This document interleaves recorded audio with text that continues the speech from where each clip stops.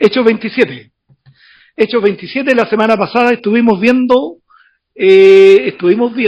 y revisando Hechos capítulo 25 y 26, para hacer un remember, ¿cierto? Un recuerdo desde el capítulo 21, donde al apóstol Pablo lo toman, ¿cierto?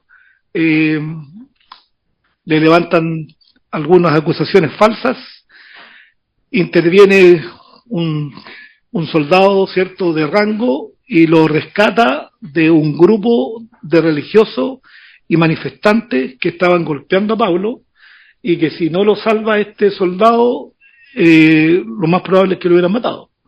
O sea, así en tema racional hubiese pasado eso.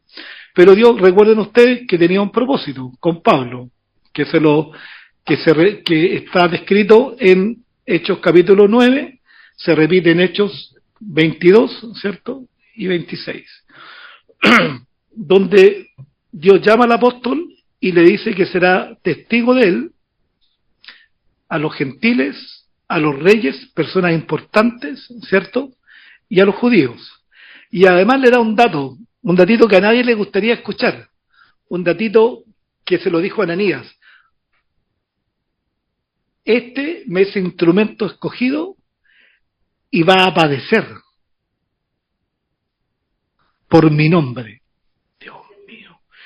Y cuando uno estudia el libro de los Hechos y estudia las cartas del mismo apóstol, se da cuenta las veces que estuvo en peligro de vida, y que hoy vamos a ver una de esas, pero en peligro de vida porque lo tomaron los religiosos, los paganos y personas que estaban en desacuerdo con lo que él comentaba, explicaba y enseñaba, y muchas veces tuvo que arrancar, en otras lo sacaron los hermanos, usando sentido común, ¿cierto? O sea, aquí no se trata de ser cristiano y decir, golpéenme, hermano, vos sois cristiano. No, pues, si no se trata de eso. Pablo lo sacaron, le advirtieron, algunas veces hizo caso, otras no, algunas veces no alcanzó y lo pillaron y le dieron varias veces sus buenas como palizas, así, literal, y tremendo. Y en una de esas incluso, como él mismo lo explica, dice que estuvo como muerto, ¿ya? Entonces, qué tremendo llamado. Ahora, si piensa usted que si a Cristo, el Hijo de Dios, el Dios hombre, el que vivió sin pecado, sufrió como ningún otro, porque no hizo nada malo, nunca, ninguna acción equivocada, siempre actuó de manera adecuada, correcta y pensando en el bien de los demás, traía el mensaje de la salvación, de una salvación eterna, ayudó a mucha gente, sanó a multitudes, les cambió la vida, a personas endemoniadas les sacaba los demonios, alimentó a miles de personas, y aún así la multitud estaba en los últimos días diciendo crucifícale. Entonces es una buena señal para uno llegar a la conclusión y decir, si a Jesús, que no hizo nada malo, nada, ¿por qué a mí no me podría pasar algo? Porque muchas veces le pasa, ¿por qué? Claro, es natural, ¿cierto? Pero hoy en estos tiempos, no solamente en los primeros siglos, pero a través de todos los años, y hoy actualmente hay muchos países que matan a los cristianos, los persiguen y los matan. Así de sencillo. Entonces hay realidades que nosotros no miramos en el día a día, pero hay miles de cristianos y de familias cristianas que están padeciendo y sufriendo por ser hijos de Dios y por declarar su fe. Entonces cuando nos toque una situación, bueno, banquémosla y pasémosla en el nombre del Señor. Ahí está el Salmo 23, en valle de sombra y de muerte. ¿Ya? Y recuerde que en la comodidad no hay crecimiento, pero en los momentos difíciles sí hay crecimiento. Y Dios permite eso para que nosotros crezcamos, maduremos y tengamos una experiencia con Él. Así es, así de simple. En el 25-26 y desde el 21, obviamente que Pablo fue tomado y entre comillas arrestado, se levantaron muchas calumnias en contra de él, los religiosos, las personas más importantes de los judíos, el Sanedrín, lo que perseguían era, de alguna manera, matar a Pablo. Personas que en su momento eran amigos de él, que le dieron cartas y poder para buscar en distintas latitudes a los cristianos y traerlos. Ahora estaban acechando a Pablo por el cambio radical que él tenía. Ahora Pablo lo dijo en su momento: yo no estoy en contra de la ley de los profetas, todo lo contrario, ahora puedo ver la realidad. Puedo ver la realidad de que a la persona que nosotros perseguíamos y a los cristianos que creían en un Jesús, era realmente el Hijo de Dios y el Mesías y el Salvador del mundo. Pablo estaba muy convencido de eso, sin ninguna duda. Ahora, vimos algo muy particular, que Pablo es llevado a la gobernación en Cesarea, ¿está bien? Tuve toda la semana con eso, todos ahí, Cesarea. ¿Recuerdan quién era el que estaba ahí, el gobernador? ¿Cómo se llamaba? Félix. Félix. Después fue Festo. Lo llevaron también ante el rey el Herodes Agripa II. Herodes Agripa I, en Hechos 12, persigue a la iglesia, mata a Jacob y toma prisionero al apóstol Pedro.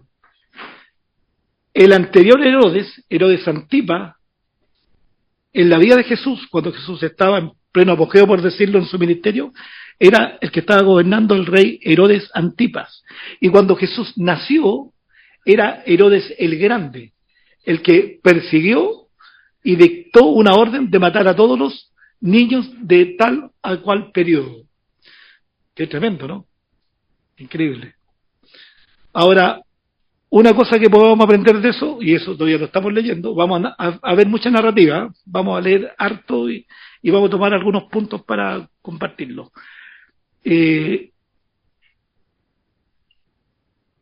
Siempre Satanás, a través del mundo, de los sistemas y de las ideologías, ha querido frenar. Uno, quiso matar a Jesús, siempre, matarlo, porque en los días de Herodes, recuerden, lo buscaron para matarlo, no era para, el rey, no, era para matarlo. En varias ocasiones y en un momento determinado, cuando Jesús hizo uno de los milagros, se propusieron los religiosos judíos matar a Jesús. O sea, ya estaba en su mente el propósito de matar a Jesús. O sea, esa era su idea, de matarlo. Pero Jesús muchas veces, cuando ellos lo querían apresar y matar, Jesús dice, se escabullía, porque no era el momento, no era el tiempo. Jesús sabía que tenía que morir, pero no iba a morir apedreado, ni azotado, ni en una trifulca. Jesús tenía que morir como un cordero pascual, sacrificado en el madero.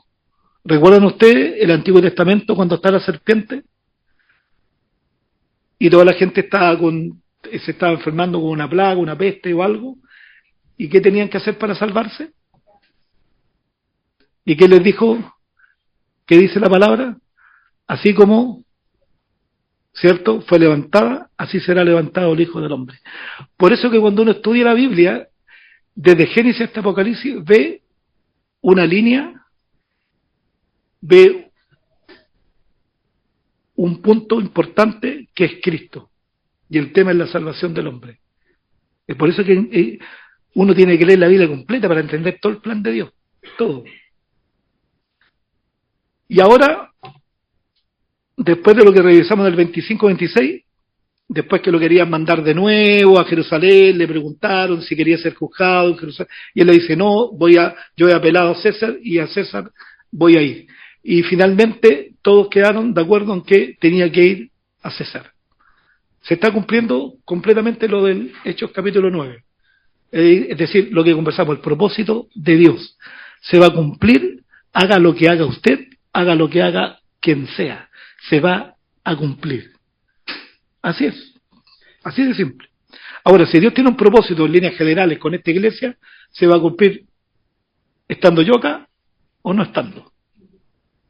Entonces, cuando uno dice, si yo puedo ser útil en la obra de Dios, y es por las gracias de Dios, no porque uno tenga capacidades, sino por las gracias de Dios, Entonces yo digo, wow, qué bueno que Dios me ocupe a mí, o qué bueno que lo ocupe a usted en algo. Porque si usted no quiere estar dispuesto, Dios va a buscar otra persona dispuesta. Y ese se va a llevar toda la bendición. Y usted va a decir, mira, podría haber estado yo en eso. Pero usted lo desechó, o yo lo deseché. Increíble. Vamos a leer entonces el capítulo 27. Nos quedarían, ¿cuántos capítulos para terminar el libro de los Hechos? Uno más.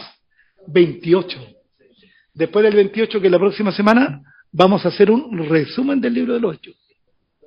Y después de eso, ¿qué viene? Exacto, 9 temas. No se los pierda porque están interesantes. 9 temas. Y después de esos 9 temas, que lo vamos a terminar como a mediados de marzo, ¿vamos a empezar con qué libro? No, Primera de Samuel. Así que vaya leyendo, anotando. Y después de Primera de Samuel, vamos a volver al Nuevo Testamento con el libro de... muy bien, están escuchando. Interesante. Estamos bien. Busquen en su Biblia el libro de los Hechos, capítulo 27. Dice el título, Pablo es enviado a Roma. Vamos a leer bastante, no rápido, no corriendo, porque obviamente voy a tratar de buscar la letra, la altura, la distancia. Vamos a leer y vamos a tomar algunas cositas, ¿ya? Dice así: cuando se decidió que habíamos de navegar para Italia, entregaron a Pablo y a algunos otros presos a un centurión llamado Julio de la compañía Augusta. ¿Cierto? Estoy leyendo el versículo 1 del capítulo 27. Y embarcándonos en una nave adremetina, Tena, que iba a tocar los puertos de Asia, zarpamos, estando con nosotros Aristarco, macedonio de Tesalónica. Al otro día llegamos a Sidón, y Julio, es decir, el encargado, ¿cierto?, el centurión, tratando humanamente a Pablo, de manera considerada, le permitió que fuese a los amigos para ser atendido por ellos. O sea, Pablo tenía una buena reputación, tenía una buena reputación, obviamente había servido a los intereses de los judíos, pero luego, en su renacer, era un hombre correcto, era un hombre que no andaba persiguiendo a nadie para matarlo, era un hombre de bien, que quería hacer el bien, predicando un mensaje novedoso, nuevo, interesante, un mensaje sencillo pero potente, que era el Evangelio, Romanos 1:16. Como dijo el mismo Pablo, no me avergüenzo del Evangelio, ¿por qué? Porque es poder de Dios para cambiar la vida de las personas. Eso es el Evangelio, las buenas noticias, Dios queriendo salvar al hombre por medio de Jesucristo. Cuando la gente escucha las buenas noticias y reconoce que es un pecador y reconoce que la verdad de Dios es así, de cierta, entonces dice, wow, yo quiero eso, necesito eso. Y eso va a cambiar la vida de las personas. Lo único que va a cambiar desde adentro hacia afuera es cuando la persona recibe el Evangelio de Dios en Cristo Jesús. Las buenas noticias. Dice, este centurión entonces los trata de manera muy amable. Ahora, si usted ve en la Escritura y hasta esta parte que ya hemos leído los Evangelios, encuentra que hubieron varios centuriones y muchos de ellos eran personas muy hidalgas, muy nobles, muy decentes y muy buenos. ¿Ya? No toda la gente, no todos los romanos eran todos malos. Cuando es una realidad, de repente uno habla de cualquier cosa, de un grupo de personas, independiente de su estrato social, económico, ricos, pobres, clase media, alta, baja, políticos, no políticos, de este lado. Siempre no todos son malos ni todos son buenos. Hay de todo. De todo. De todo, o sea, por eso que uno dice, no puede tirar y colocarlo a todos en la misma bolsa, porque hay gente que se destaca, hay gente que es decente, hay gente que no es cristiana y que es muy correcta, hay gente muy, muy correcta. O sea, muchos de nuestros padres, gente buena, gente a lo mejor no recibió el Evangelio, a lo mejor murieron sin Cristo, a lo mejor, o personas que conocemos y que no son cristianos, pero es gente notable. Gente que cría bien, que tiene valores, que hace las cosas correctas. Me parece muy bueno. Ahora, no basta eso para ser salvo, sin duda, porque no es por los méritos del hombre, sino es por la gracia de Dios. Ahora, encontramos, por ejemplo, ¿ustedes se acuerdan de algún centurión?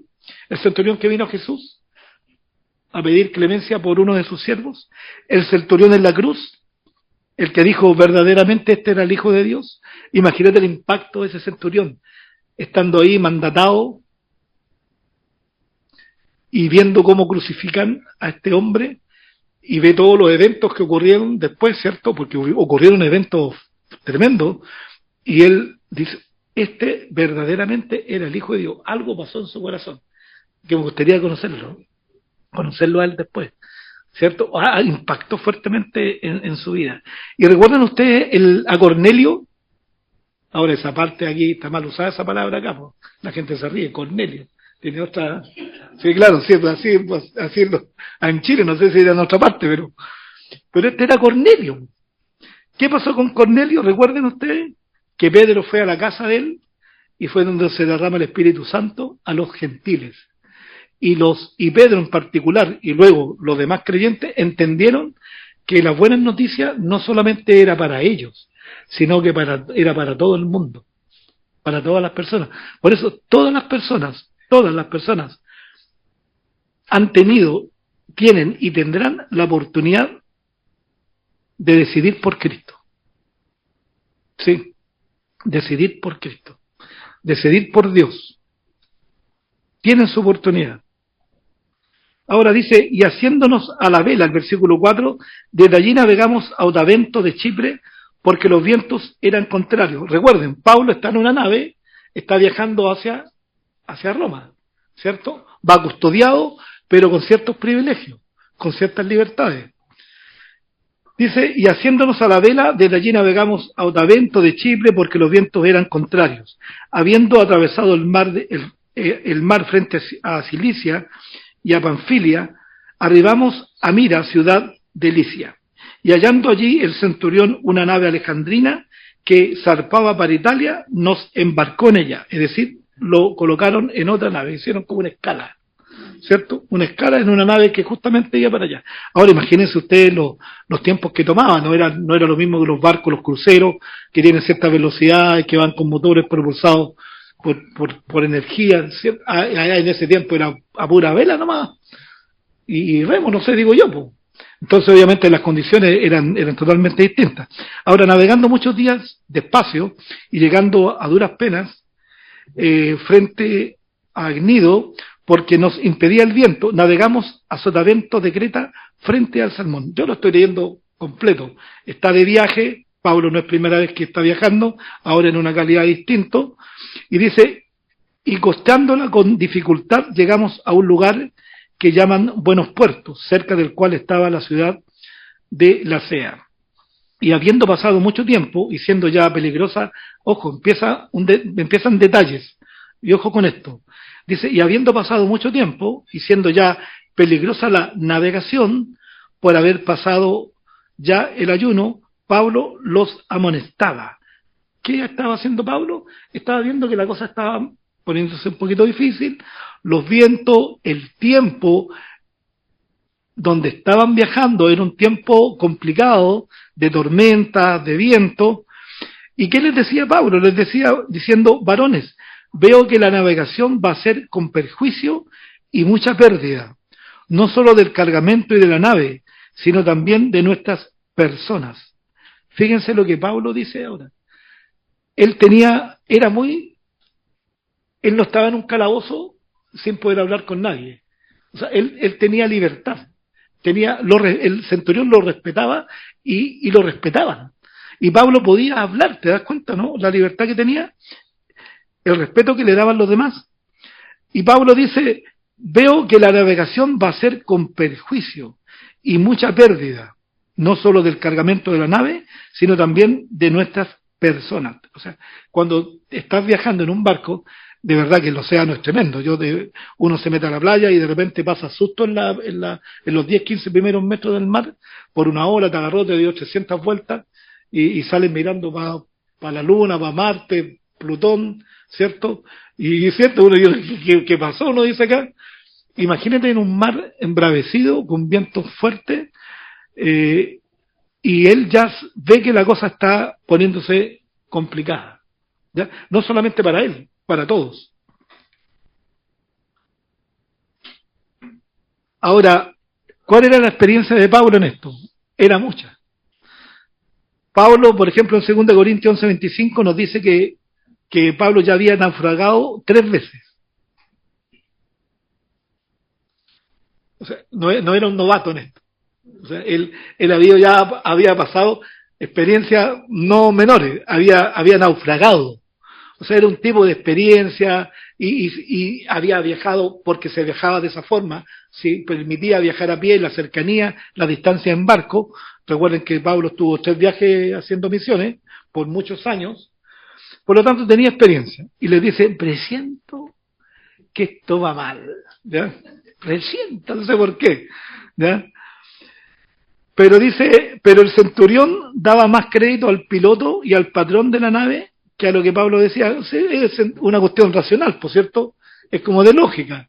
Pucha, si el capitán viaja, vive de esto, le da más razón, y es normal que ocurra así.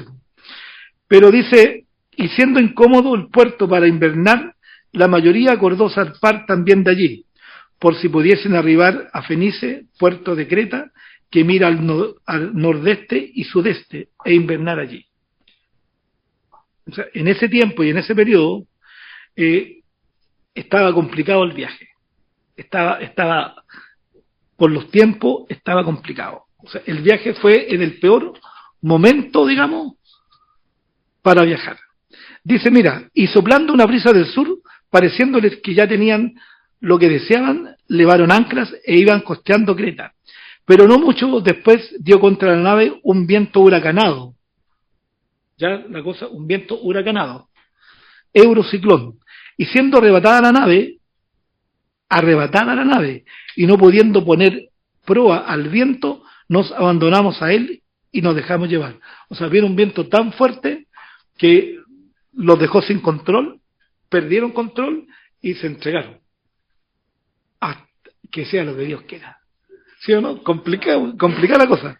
Ahora piensa todo en el momento, uno tiene la fotografía, cómo mirarlo ahí, qué está pasando ahí, pues. Todos preocupados, ¿cómo la gente estaría asustado, no? O sea, aquí tiramos fuego artificial y la gente cree que se está acabando el mundo. Y se asustan y pasa y siente un ruido, algo pasó. Imagínate en ese momento. Y habiendo corrido a sotavento de una pequeña isla llamada Claudia, con dificultad pudimos recoger el esquife. Y una vez subido a bordo, usaron de refuerzos para ceñir la nave y teniendo temor de dar en la sirte, dice, arriaron las velas y quedaron a la deriva. Pero siendo combatidos por una furiosa tempestad, el siguiente día empezaron a alijar, dice. Y al tercer día con nuestras propias manos arrojamos los aparejos de la nave. O sea, todo lo que estaba en la nave había que tirarlo porque la cosa ya estaba poniéndose muy compleja. ¿Recuerdan ustedes qué había dicho Pablo? ¿Cuál había sido la advertencia? ¿Cierto? Que muchas cosas se iban a perder e incluso vidas, las personas. Entonces, se está cumpliendo cabalmente lo que Pablo opinó. Totalmente, la advertencia de Pablo se está cumpliendo. Y obviamente que uno puede ser muy grande, muy mayor, tener experiencia, pero cuando estás viviendo temas serios, la verdad es que uno se complica. Se aflige, claro. Si uno no es estoico, ¿cierto? No, si a mí soy impertérrito. Todas las cosas como que pasan, pero no, hay cosas que te pasan y te van a quebrar. Te van a quebrar. Y puedes sentir temor, puedes sentir miedo. Y es natural que lo sintamos, ¿te das cuenta? Pero una cosa es sentir miedo y quedar paralizado, y otra cosa es sentir miedo y tener la gallardía de dar el paso. Vamos. O sea, como, mire, no sé por qué me acordé, pero yo lo admiro mucho a mi héroe naval, Arturo Prat, ¿cierto? Arturo Prat Chacón. Cuando está investido por el Huáscar, un acorazado, la Esmeralda, un buque de madera, que no tenía ninguna posibilidad contra el buque de guerra. ¿Cómo se llama el buque de guerra peruano? Huáscar. ¿Dónde está ahora el buque ese? Talcahuano, muy bien. Y está convertido en un museo. Algo se lee, ¿se da cuenta? ¿Y qué dijo don Arturo? Muchachos, la contienda es, nuestra bandera nunca ha sido arriada, y espero esta no sea la ocasión de hacerlo.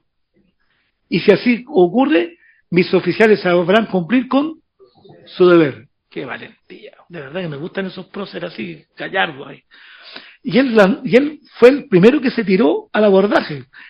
Él sabía que, o se tiró o lo empujaron. Eso ya uno nunca sabe, ¿no? Pero dice que nos faltó el malo ahí, lo empuja.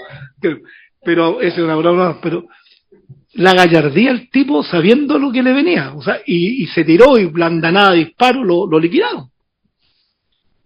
Es que eso a lo mejor tenía temor, pero hay que hacerlo. O sea, muchas veces nosotros vamos a estar en etapas de temor, de miedo, pero ¿nos va a paralizar eso? O vamos, no, aquí, si tengo miedo, no importa, vamos nomás, vamos. Yo le voy a dar un buen remedio natural para el miedo. ¿Se están riendo algunos? Vaya al cementerio en general en la noche. El otro día, bueno, por una situación lamentable que pasó a un conocido esta semana, tuvimos que ir al cementerio con mi esposa. Y transitábamos, fui a ver la tumba de mis padres, de mi abuelo, mi hermano, que están ahí, ¿cierto? Y pasamos ahí, y yo pensaba, yo le dije, y le pregunté a mi esposa, le dije, ¿no te gustaría trabajar de guardia en la noche aquí? No, si te acuerdas que te lo dije. Y mi esposa me dijo, no, pues si están todos muertos, le digo, si no te va a pasar nada. Sí, pues si están todos muertos, pues más hay que tener más miedo a andar en el Estadio Central de repente a las 3 de la tarde en Barrio Medio ahí que en el cementerio. Ahora, claro, pero hay algo cierto que nos da temor natural, es natural. Usted no deja de ser cristiano y no te fe. O sea, yo le digo al tiro, yo soy un amante de los cementerios. Y este es un dato que a nadie le importa, pero se lo quiero contar. Cuando yo estaba en el cementerio general, ¿sabes lo que hago? Cuando he tenido que ir por compañeros, padres o madres que han fallecido, de compañeros de trabajo, ¿sabes? Y no es broma esto, yo voy y me gusta meterme en los mausoleos. Me gusta, no sé, hay una cuestión,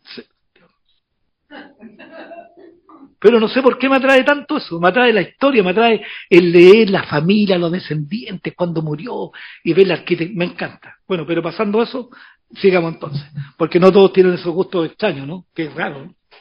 Es raro. Ahora, dice, pero vamos a hablar acerca de eso también, dice, versículo qué? ¿En qué versículo qué? ¿Cuánto? ¿20? ¿Están seguros? Ah, claro, sí, aquí está, 20. Y dice, pero mira, ojo, y no apareciendo ni sol ni estrellas por muchos días, y acosados por una tempestad no pequeña, ya habíamos perdido toda esperanza de salvarnos. ¿Quién está hablando? Está hablando, o sea, el escritor del libro de los Hechos es Lucas, pero la vivencia de él y del apóstol, ¿cierto? Es decir, el apóstol está con temor. O sea, habíamos perdido toda esperanza. ¿Le ha pasado a usted que algunas veces no tiene ninguna esperanza en algo? ¿Ha perdido la esperanza? Nos pasa, somos seres humanos, ¿no? ¿No se ha sentido usted abatido alguna vez en su casa por temas laborales, personales, familiares, problemas con los hijos, con la esposa, con el esposo, situaciones económicas, situaciones que no hemos podido controlar? ¿No se ha sentido usted realmente abatido? ¿No ha llorado muchas veces? ¿Desconsolado? Nos ha pasado, ¿cierto? Nos ha pasado. ¿Pero qué vamos a hacer ahí? ¿Vamos a dejarnos que nos abata esa situación? ¿Vamos a morir como personas, como madres, padres, hermanos, hijos, trabajadores, como seres humanos, como hijos de Dios? ¿O vamos a levantarnos? Aunque miremos todo oscuro como está acá, ¿se dieron cuenta? O sea, ya están a la deriva, ya están llevados a donde el viento los guíe, están botando las cosas para aligerar la carga, y ahora hay temor, no ven la estrella, no hay sol. Imagínate cómo estaba ese cielo, imagínate las nubes, o sea, terrible, y ya están sintiendo que muy pocas esperanzas de quedar con vida. Pero el propósito de Dios se iba a cumplir, ¿o no? ¿Se tendría que cumplir? Sí, claro que sí. Pero eso no quiere decir que en un momento nos sintamos complicados. O sea, yo creo en Dios, sí, Usted también, usted tiene una fe que va creciendo por medio de la experiencia y principalmente por medio de la palabra de Dios. Pero hay momentos que nos pilla una situación y de verdad que nos deja abatidos. Pero lo importante es no quedarnos ahí, sino que salir del hoyo y levantarnos y seguir adelante. De los valientes del reino de los cielos.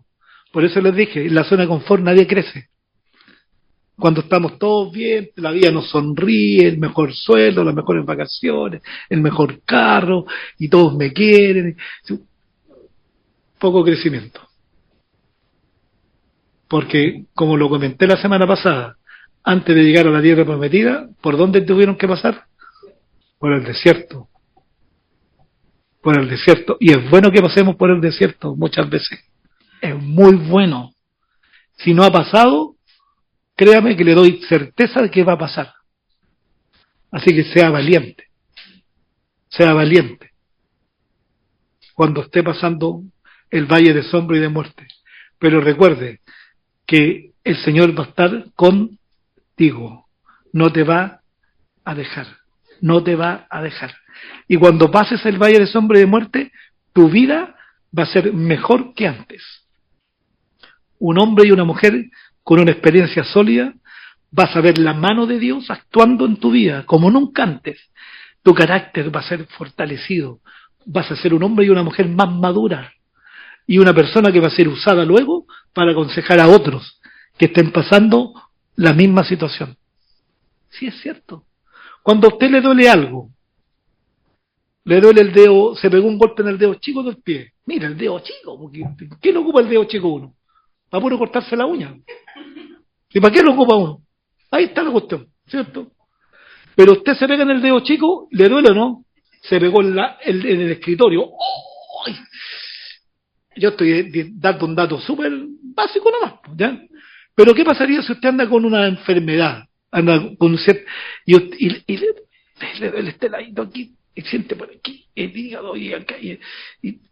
Mira, todos los demás, y yo mismo me incluyo, te vamos a decir que lata. Lo siento, igual, que fome. Claro, pero mientras usted no sienta lo mismo, usted no va a tener el sentimiento pleno y total de cómo se siente esa persona. Sí, así es. Así. Uno, claro, pucha, qué pena. Claro, qué pena. Uno puede sentir, ya, uno puede sentir. Falleció la mamá, el papá, el hijo. Uno lo siente. Ya uno dice, pucha, qué lata. Pero usted a lo mejor no ha tenido la experiencia de ver morir a su papá o a su mamá. O perder a un hermano.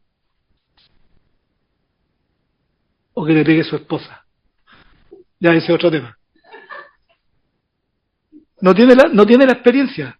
Pero cuando usted le pase lo mismo a su hermano, usted va a saber, pero en lo más profundo de sus sentimientos, lo que es, lo que significa. Y por eso que usted va a poder abrazarlo. Sé lo que siente, lo sabe.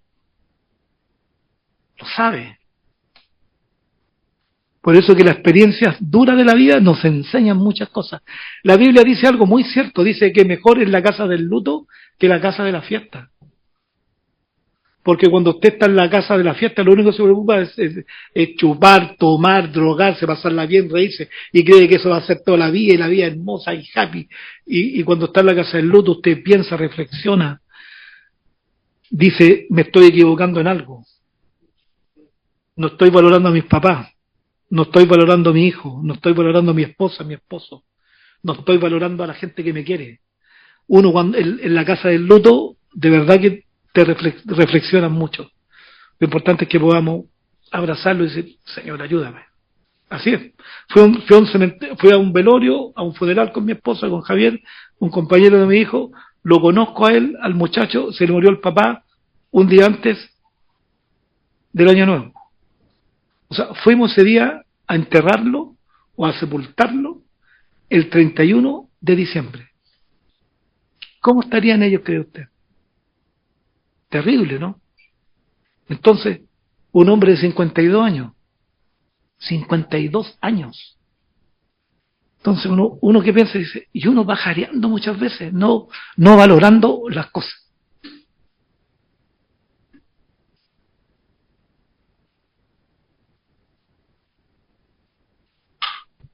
Déjenme ver acá donde vamos. ¿Qué versículo vamos?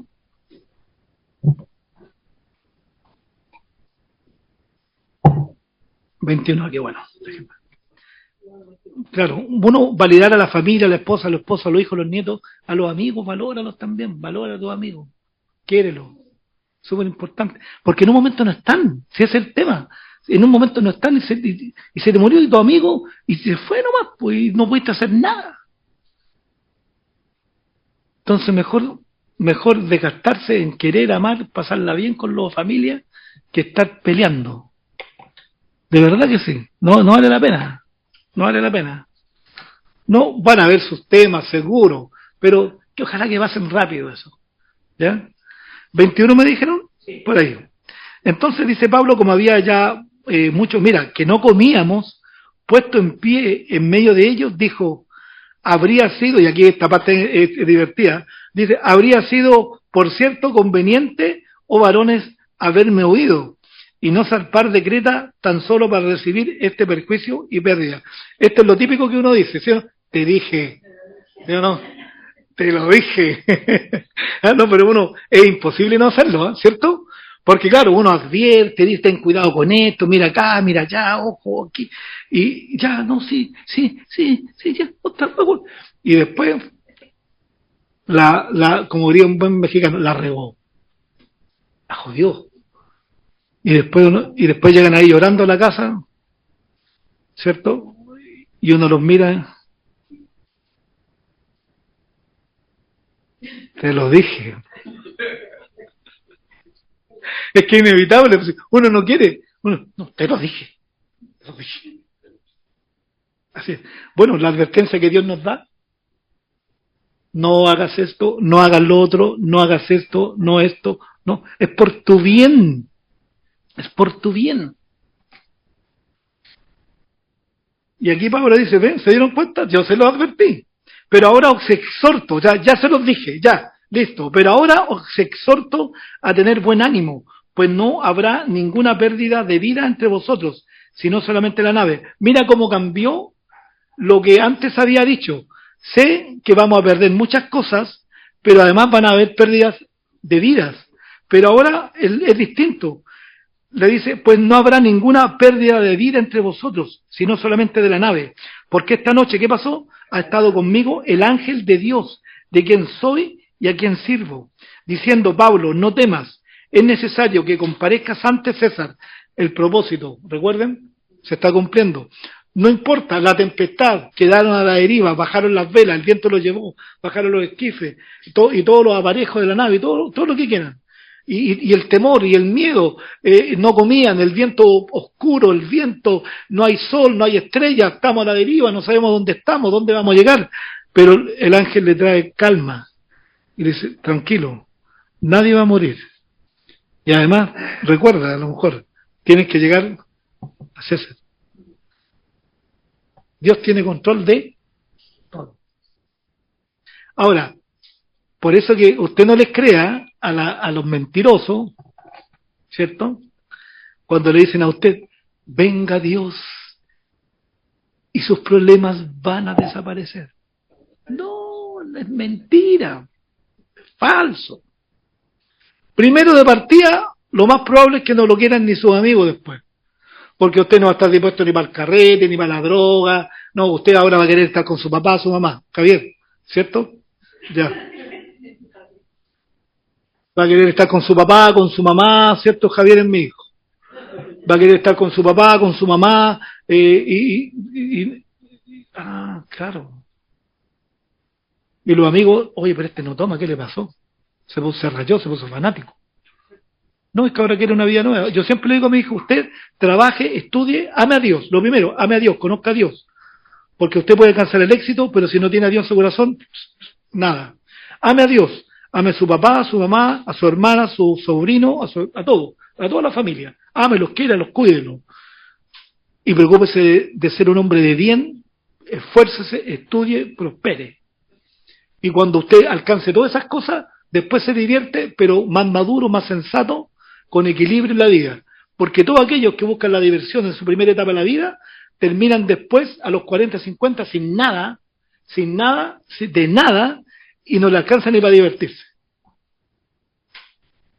Porque la carrera se coloca detrás de los bueyes, no delante de los bueyes. Toda la vida tiene un orden, o esfuerzo, sacrificio, y después gozamos del esfuerzo y del sacrificio. Así de simple es la vida, así es.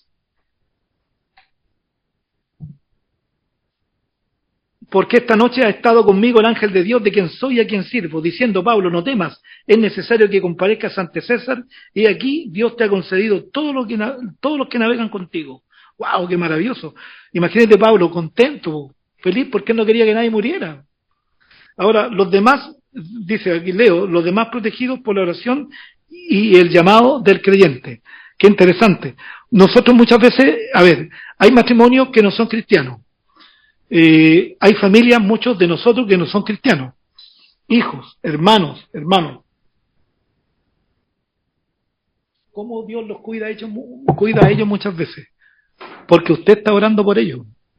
Porque usted es el que tiene la conexión con Dios. Entonces, a través de eso, Dios está cuidando a tu hijo, que no es cristiano. Está cuidando a tu esposo, que no es cristiano, o a tu esposa. Porque Dios es misericordioso. Por la misericordia de Dios, por la vida del creyente santificada y que está intercediendo por su familia, como Pablo, intercediendo por ¿quiénes? Por todos ellos, preocupado de los demás. Y Dios, preocupado del apóstol, a la vez le da la oportunidad de que ninguno de los que están ahí mueran, ninguno. Por tanto, varones, dice, tened buen ánimo, porque yo confío en Dios que será así, como me ha dicho. Dios ¿cumple su palabra? Sí.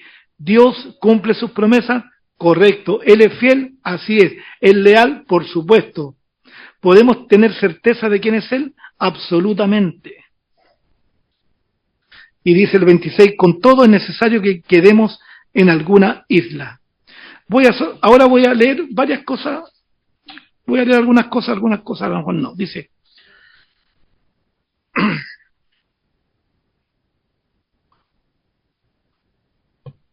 aparece esta visión, recibe la bendición, la promesa de que nadie va a morir. Ahora, esto no significa que todo sea fácil para quienes creen en Dios y sirven a Dios. La calamidad actual de Pablo lo demostró. Significa que la mirada vigilante y el cuidado activo de Dios están presentes incluso en este tipo de calamidades. No tengan miedo, como Pablo dice a los demás tripulantes, no tengan miedo. Pablo necesitaba escuchar esto por una razón. Él también tenía miedo en la tormenta, o al menos en algunas ocasiones tuvo estos sentimientos. En su momento de fortaleza, él sabía que llegaría a Roma porque Dios se lo había prometido. Sin embargo, en la tormenta, en este caso, una tormenta literal, era fácil dudar, y Pablo necesitaba la seguridad. Lo que le hablaba un momento atrás. Tenemos fe, sabemos a dónde vamos, sabemos que Dios está con nosotros, pero hay momentos que nos golpean fuerte, ya sean emocional, económico o de cualquier otra índole, de salud. Yo se las doy, de salud. También te golpea fuerte. Pero ahí hay que estar ahí. Señor, ¿qué es lo que tú quieres? ¿Por qué me está pasando esto? Señor, ayúdame para que mi fe no mengue, no flaquee, sino aún, como dijo Job, aunque muriera, igual voy a creer en ti. No importa, Señor, lo que me está pasando, sí, la estoy pasando mal, no importa. Pero, Señor, creo en ti, Señor. Creo en ti. ¿Cómo morían los cristianos de los primeros siglos de esta época, de este tiempo? ¿Cómo morían? O sea, quemados, torturados, en el foso de los leones, de las bestias. Pero muchos morían cantando. Y veían al león que se los venía a comer y bueno. ¿Y qué podían hacer? No podían arrancar, no podían. ¿Qué haría usted ahí? Viene el león con hambre de 2 semanas sin comer y usted es la presa perfecta. ¿Qué haría usted ahí? O sea, aunque trate de luchar, no, se lo va a comer igual. Entonces, ¿qué hacía uno hoy? Aquí estoy en tus manos, Señor. Así que recíbeme en tu reino. O cuando estaban a punto, como John Hoss, que en el 1400 y tanto estaban a punto de prenderle fuego a la hoguera y donde él estaba amarrado.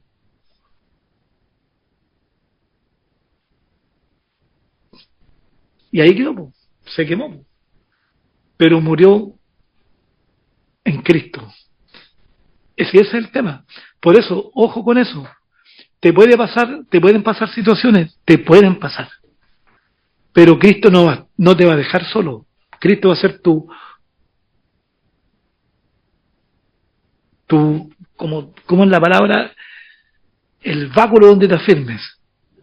Él va a ser tu apoyo para que no caigas, no, sino que te mantengas ahí pasando y hasta que pase la tempestad y decir, wow, pasó la tempestad y estoy en Cristo. Estoy en Cristo todavía. En verdad, Dios te ha concedido a todos los que navegan contigo. Esto implica que Pablo buscó a Dios por la seguridad de todos en el barco.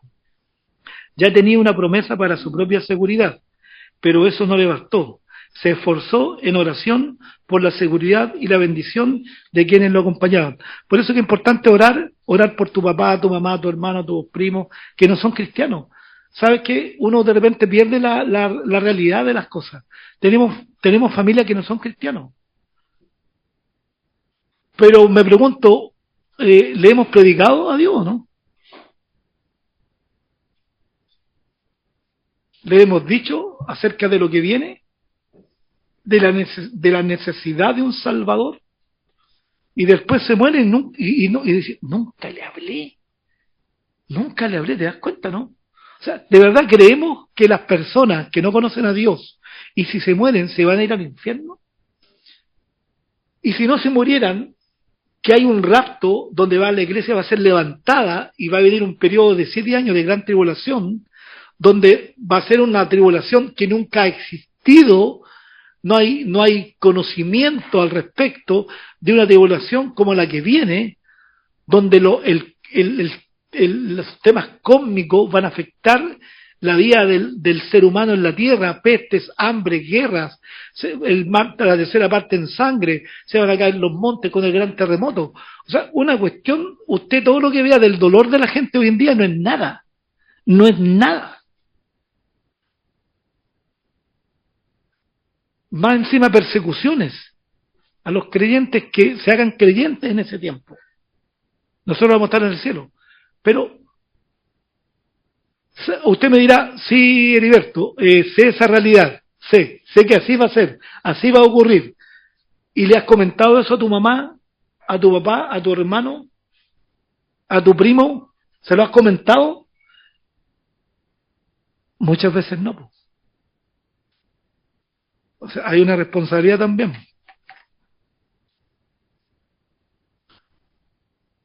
Por tanto, tengan ánimo, decía Pablo. Yo creo en Dios, Dios es fiel, Dios es verdadero. Creo en lo que Él me ha dicho. ¿Usted cree en lo que Él le ha dicho?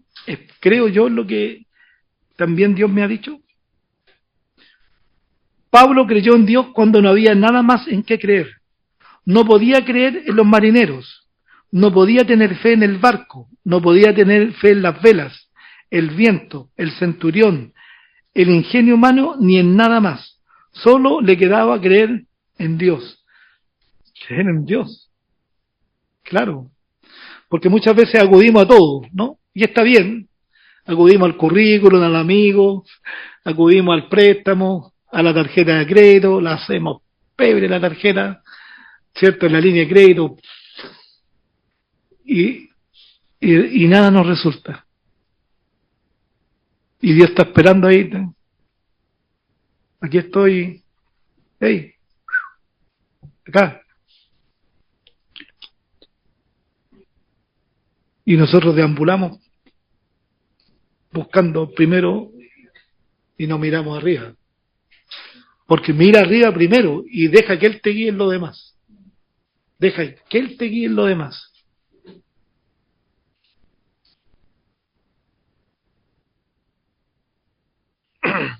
Pablo no se avergonzaba de decir que creía en Dios. Y hay una palabra que se la voy a leer acá. Dice, quisiera que todos los cristianos estuvieran dispuestos a aceptar la verdad y a salir airosos. Porque si Dios no es veraz, no pretendamos confiar en él. Y si el Evangelio es una mentira, seamos lo suficientemente honestos como para confesar que es así. Pero sabemos que Dios es veraz, es real, el Evangelio es poder para cambiar la vida de las personas. Es importante la experiencia, es importante la palabra para tener una relación real con Dios, genuina con Dios, genuina. Pase lo que pase, Dios está a cargo, pero está mal, no importa. Dios es fiel. Pero hermano, bueno, tranquilo, Dios está a cargo. Yo me dedico, y usted se dedica, y el cristiano se debe dedicar a confiar en Dios. Hacer lo que tenga que hacer, esfuércese.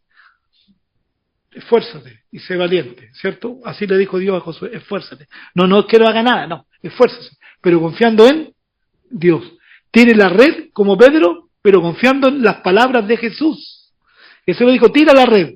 Y ellos que no, Señor, pero si yo soy el marinero, yo tengo la experiencia. Recuerden que eran Pedro, Andrés y Juan eran pescadores. Ellos no estaban inventando ser pescadores, no, ellos eran pescadores profesionales. Señor, hemos estado toda la noche y nada. Y Jesús dice, hágale, tire la red. Señor, pero, Pedrito, tire la red. Y Pedro ya, ya Señor, en tu nombre. Y cómo tuvo que venir otra barca para tomar los peces.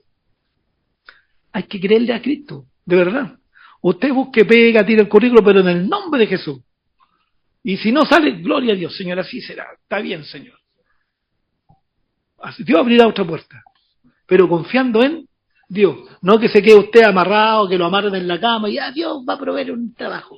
No, busque. Sí, el que busca halla, el que golpea se abre. Pero en el nombre de Jesús. Eso es, en el nombre de Jesús. Porque en el nombre de Jesús hay poder. En el nombre de... ¿Por qué creen ustedes que cuando los discípulos oraban en el nombre de Jesús? Porque hay poder. En Cristo hay poder. Pero ese poder se hace manifiesto cuando usted cree en Él. Cuando usted cree en Él.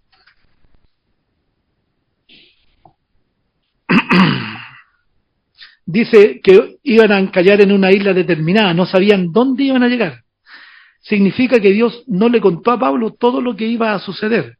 Pablo tenía que confiar en que Dios sabía en qué isla encallarían, aunque Pablo no lo supiera. ¿Se dan cuenta de la confianza? La confianza. Muchas veces estamos, ¿dónde irá a llegar esto? Señor, estoy sirviéndote, estoy amándote, estoy viviendo una vida para ti. Están pasando estas cosas, estas situaciones. Yo no sé dónde van a llegar, Señor, o en qué pie quedarán, pero voy a confiar en ti. Voy a confiar en ti. Recuerden ustedes, Moisés en el Mar Rojo, con 2 millones de personas, gritando, cuestionando, ¿para qué nos sacaste? Y ven la polvareda de los caballos, de los carros del ejército de Faraón. Y que venían a matarlo a todos, a matarlos, o llevarlo a gran parte para que siguieran esclavos. Y ahí, ¿qué hace Moisés? ¿Y qué le dice Dios? Golpea la varita ahí. Y hay que hacerlo nomás. ¿Sí o no? O sea, cualquiera que está bien, ¿qué estáis haciendo? O sea, pero se abrió el mar. Por eso te digo, el foso, Daniel, los leones, sus amigos, el fuego, los leones, se lanzaron nomás, listo. ¿Y se acuerdan las palabras que le dijeron los amigos de Mesach-Sadrak y Abednego, los amigos de Daniel, al faraón, o sea, al rey, que le dijeron, creemos en Dios, que Él nos puede sacar de esto. Y si así no fuere, y si así no ocurriere, o sea, si nos vamos a quemar ahí, no vamos a doblarnos frente a tu estatua, ni frente a ti. Entonces, esa es la valentía, la gallardía del creyente. Decir, bien, si no salgo de esta, no importa, me muero, listo. Si me vas a matar, me matas, pero yo no voy a hacer lo que tú quieres. Yo voy a creer en Dios. Y ellos se salvaron, y a ellos Dios los salvó, pero cientos de miles y millones, Dios no los salvó de la muerte. Murieron. Él mismo murió. El Padre nos salvó a Jesús de la muerte en la cruz. Pero había un propósito. Entonces, Pablo, ¿a dónde llegaré? No sé. Pero de que llegaré a César, llegaré. Dios lo dijo. Entonces, ¿para dónde voy yo? A la casa del Padre.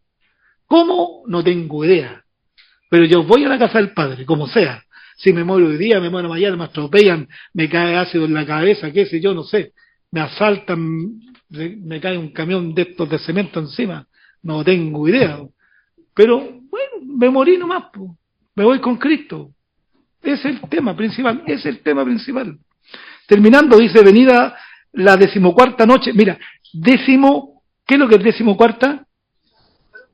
14 noche. Y dice, y siendo llevados a través del mar Adriático a la medianoche, los marineros sospecharon que estaban cerca de tierra.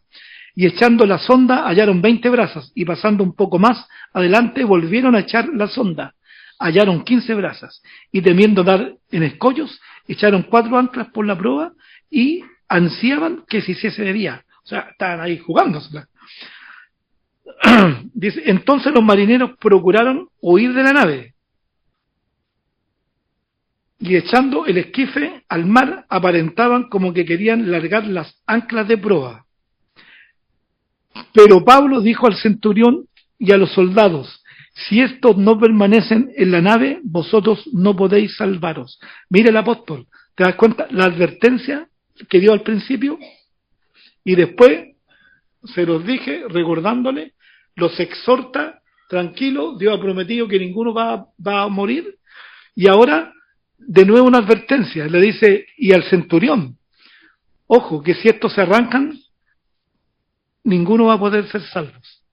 O sea, imagínate el papel crucial. No fue el papel crucial del capitán, ni del centurión. El papel fue del apóstol, guiado por Dios, sin duda. Pero el papel del líder, del apóstol, uno que iba como prisionero. O sea, no importa dónde estés ni en qué condición te encuentres, Dios te puede ocupar. Dios te puede ocupar. Entonces los soldados cortaron las amarras del esquife y lo dejaron perderse. Cuando comenzó a amanecer, Pablo exhortaba a todos a que comiesen, diciendo, este es el 14º día que veláis y permanecéis en ayunas. O sea, no habían comido. Por tanto, os ruego que comáis por vuestra salud, pues ni aun un cabello de la cabeza de ninguno de vosotros perecerá. ¿Quién está hablando? ¿El capitán? ¿El centurión? Pablo, el prisionero. Tomando el control el apóstol, dando certezas. Qué interesante. Y habiendo dicho esto, tomó el pan y dio gracias a Dios en presencia de todos, y partiéndolo comenzó a comer. Entonces todos, teniendo ya mejor ánimo, comieron también. ¿Te fijaste el liderazgo? Qué importante, ¿no? O sea, ¿a quién estás siguiendo tú? ¿Un líder político? ¿Un influencer? De ropa nueva, de estilo de maquillaje, de peinado. ¿Cuál es tu líder? ¿Tu guía? ¿Estás tomando la palabra y viendo al mejor líder que podemos tener, que es Jesucristo? Y éramos todas las personas en la nave, mira la cantidad de gente, 276. O sea, no era una barcaza, o sea, 276 personas. Aparte que el barco muchas veces llevaban carga. O sea, 276 personas. Y ya satisfechos, aligeraron la nave echando el trigo al mar. ¿Qué vemos acá? Usaron sentido común. ¿Sí o no? Usaron sentido común. O sea, cuando uno está mal, complicado, muchas veces lo económico, ¿qué tiene que hacer? Sentido común. Cortar lo que no es necesario. Menos salir a comer al McDonald's, menos Pizza Hut, menos pizza, Little César Pizza. ¿cierto? Son ricas igual en todo caso. Sí, muy buenas.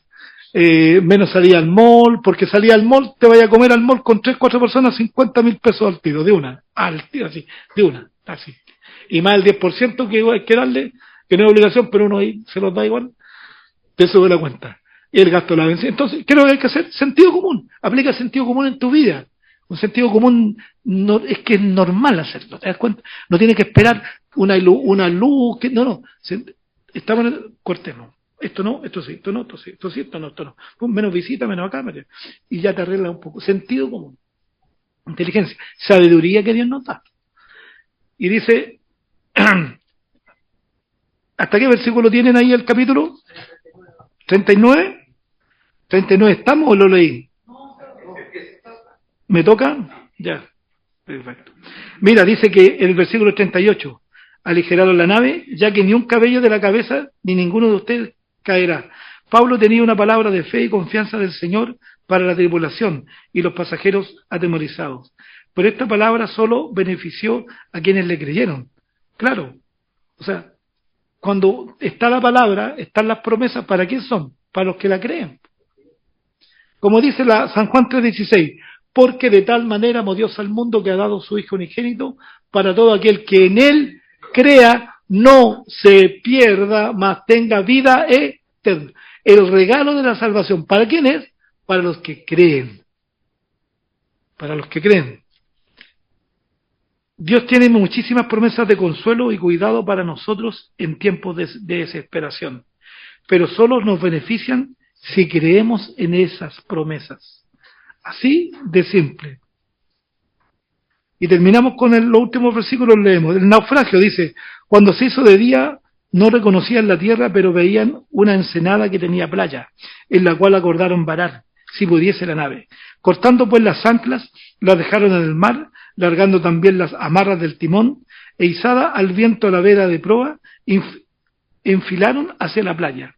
Pero dando en lugar de 2 aguas, hicieron encallar la nave, y la proa hincada quedó inmóvil, y la popa se abría con violencia del mar. Entonces los soldados acordaron matar a los presos, para que ninguno se refugase nadando. ¿Te fijáis la decisión complicada o no? Los soldados iban a matar a los presos para que no se arrancaran. Porque ¿qué pasaba si se arrancaran los presos? Los mataban a todos. O sea, complicado. Ahora,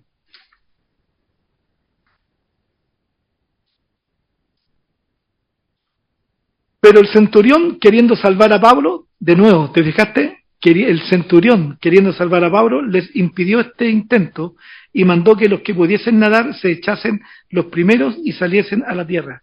Y los demás parten tablas, parten cosas de la nave, y así aconteció que todos se salvaron saliendo a tierra. Y ahí termina. Interesante, ¿no? ¿Se dan cuenta? Ahora, el plan de los soldados era matar a los prisioneros, para que ninguno de ellos pudiese nadar y escapar. Ahora, para los soldados, como lo comenté, tenía sentido matar a los prisioneros, porque según la ley militar romana, un guardia que permitía que su prisionero escapara estaba sujeto a la misma pena que habría sufrido el prisionero fugitivo. En el caso de la mayoría de estos prisioneros, la muerte, ¿cierto?, era lo que les esperaba. Pero el centurión, ¿qué hizo? Quería salvar al apóstol e impidió que los soldados los mataran. Es decir, ¿quién está a cargo al final? Dios. Dios mueve personas, Dios mueve situaciones. Cuando uno dice, oye, no conozco a nadie acá, no importa, Dios los conoce. Dios los conoce. Vas a una entrevista, nunca has visto a la persona que te entrevistó y le caíste en gracia. Ni te conoció. Pero a lo mejor dijiste unas palabras de Dios, digo, no, la pega es de usted. Dios tiene el control de todo. De todo. Por eso es que uno puede confiar en las manos de Dios. ¿Quién está en control de tu vida entonces? Es Dios. Y siempre lo está. No hay nada que a Dios lo sorprenda. Ninguna circunstancia a Dios lo descoloca. Él está en control. Lo importante es que usted y yo estemos conectados con Dios. Conectados. Y lo que vivamos no sea una consecuencia de mi pecado. Que todo lo que ocurra sea porque Dios lo ha permitido, pero que yo esté en las manos de Dios y por lo tanto voy a confiar en que Él me va a sostener. Que Él me va a sostener. Esa es la promesa que Dios te ha dado.